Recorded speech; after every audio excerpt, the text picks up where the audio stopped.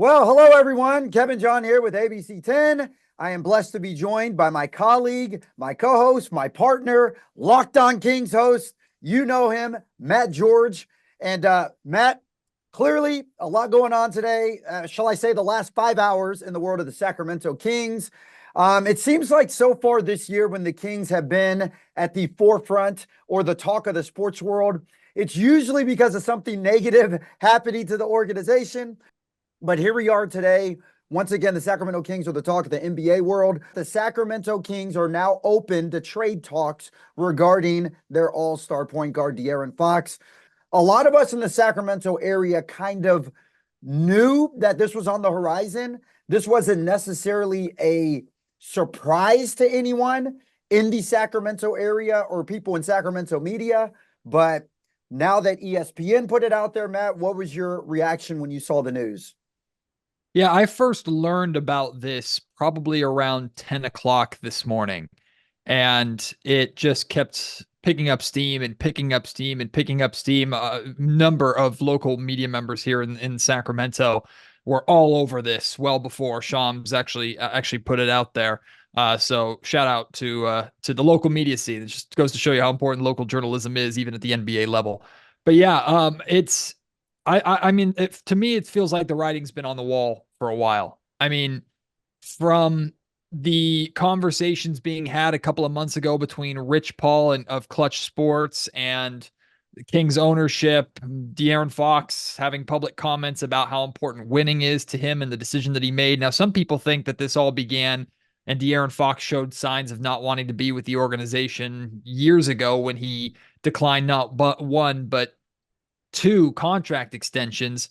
The reason why he did that is because it literally is the difference in hundreds of millions of dollars. Like that's common practice for stars of DeAaron Fox's capability, right? If he were to make an all NBA team either this season, which is pretty unlikely at this point, or next season, he becomes eligible for a supermax contract, which is literally a difference of over $100 million from what he can make as his max right now. So we're talking about a ton of money here, which is why you see a lot of the stars choose not to sign contract extensions until they hit some of those incentives to get the most money possible. But from the firing of Mike Brown, who DeAaron Fox was very, very close with, right? And the Kings made that decision without talking to DeAaron Fox about it, to Fox having to publicly wear a lot of the criticism and the blame for that move and the Sacramento Kings decline because the Kings organization, specifically general manager Monte McNair,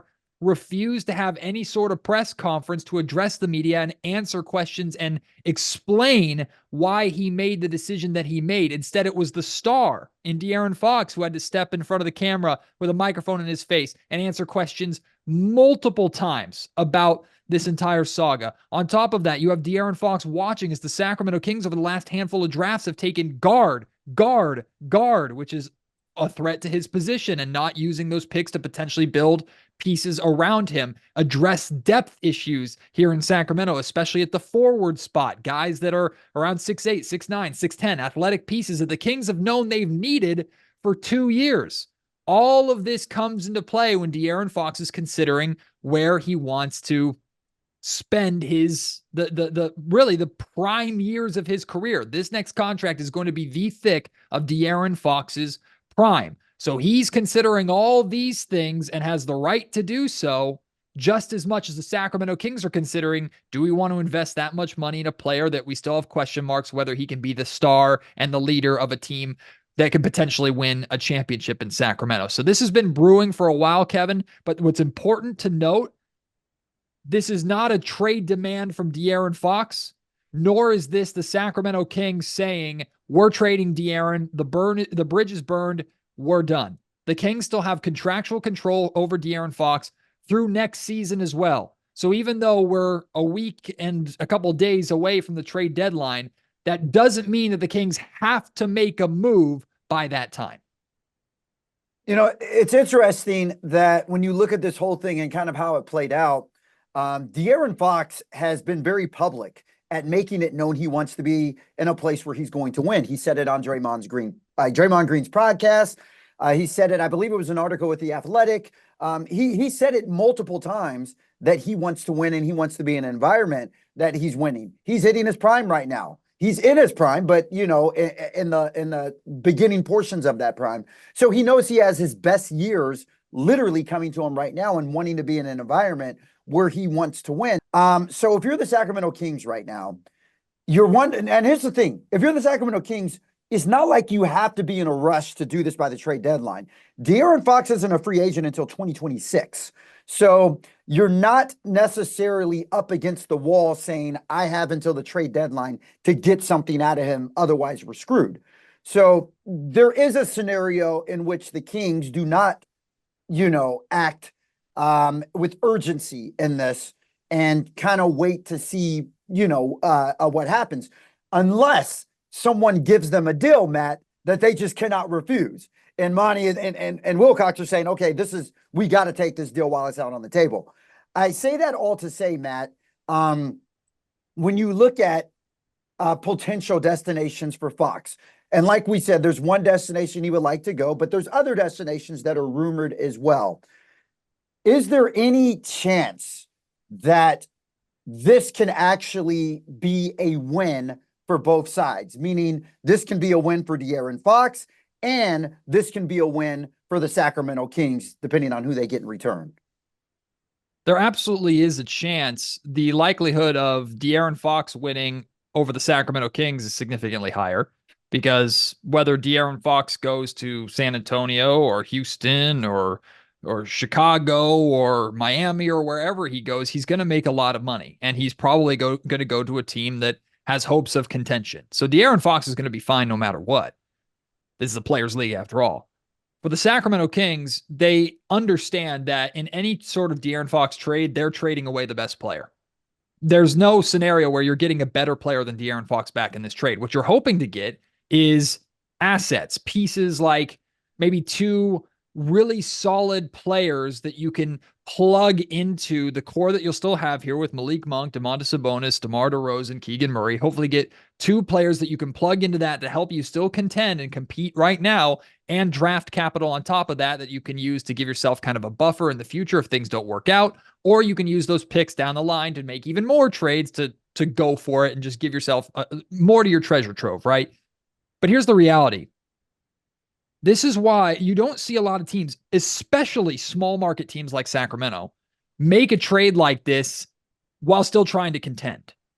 It doesn't work out very well more often than not. This is when you see teams trade stars, small market teams trade stars. It's usually because they're resetting, they're rebuilding. And that's not the position that the Sacramento Kings are in. They're trying to compete. They're trying to contend right now. So they're trying to compete by trading away the best player in a deal, hoping to get back the right pieces that can plug and play and help you hit the ground running. It's not impossible, but history will tell you it's pretty unlikely that Sacramento will be able to pull this off in the way that they're hoping for. In terms of leverage, there's plenty with Rich Paul and Clutch Sports, but the Sacramento Kings, like you said, do have time on their side. And as much as DeAaron has his ideal destination, and in reality, the best case scenario for everybody is to honor DeAaron's request while getting the maximum value from that team in return, the Kings are going to try to do, first and foremost, what's best for them. They're not, even though DeAaron has spent his entire career here and done a lot right for Sacramento,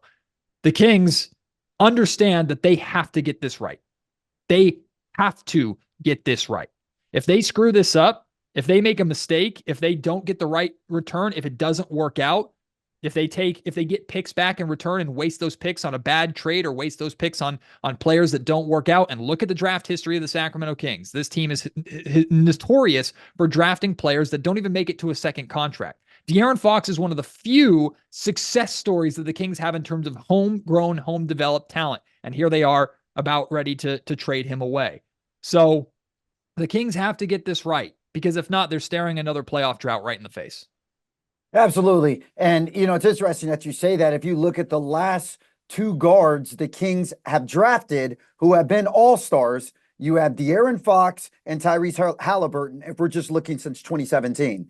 And there's a potential that both of those players will no longer be with the Kings. Well, we already know one of them is no longer with the Kings, but it's a potential the other one will no longer be with the Kings as well. So, you know, a lot to be said, but I'm glad, Matt, that you did point out this is a Sacramento Kings team that is in contention right now and has every intent of contending for a deep playoff run right now. This is not a blow it all up. We're going to compete, rebuild, and in another 5 or 10 years. No, this is a team with the pieces that they have right now that we're looking to contend. Hence, part of the reason Mike Brown was let go is because of the expectation that this team had going into the season this year. Well, Matt, I know that you have to get moving, but I do appreciate you coming on here, chopping it up with us for 10 minutes. All I can say, Matt, is buckle up, Kings fans, because it's likely going to be a very bumpy ride to the end of this season.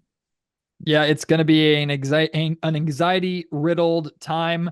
This is one of the biggest decisions or biggest moves in the history of this organization. They have to get it right. They just have to get it right. That's the bottom line. Well, for your sake, Matt, and a lot of the diehard Kings fans out there, let's hope the Kings do get it right, because history has not been on their side when it's come to getting it right with keeping star talent or even acquiring star talent. So with that being said, once again, Locked On host, Matt George. He's also a sports host here at ABC10. Thank you so much, Matt, for your time today. I know you got to go pick up your son, so we're going to let you go and get him. But thank you for spending at least 10 minutes with us, brother. Good to see you, Kevin. See you soon.